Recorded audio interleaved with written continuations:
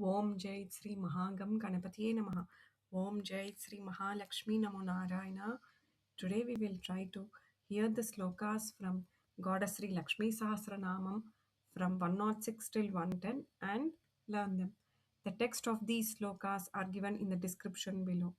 ఇవాళ మనము శ్రీ లక్ష్మీ సహస్ర పారాయణములోని 106 నుండి 110 శ్లోకముల వరకు విని నేర్చుకుందాము. ఈ శ్లోకముల యొక్క టెక్స్ట్ కింద డిస్క్రిప్షన్ భాగంలో ఇవ్వబడినది.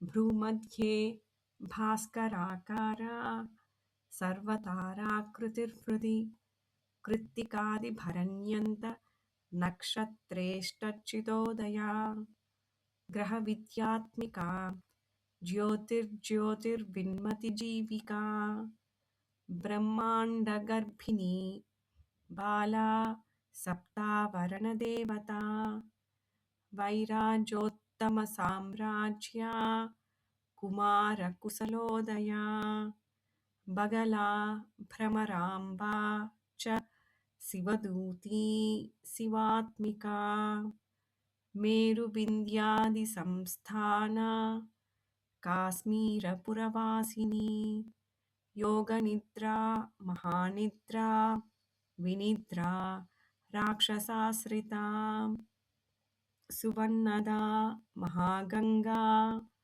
पंचाख्या पंचसंहतिः सुप्रजाता सुवीरा च सुपोषा सुपतिः शिवा. ओम जय श्री महालक्ष्मी नमो नारायण.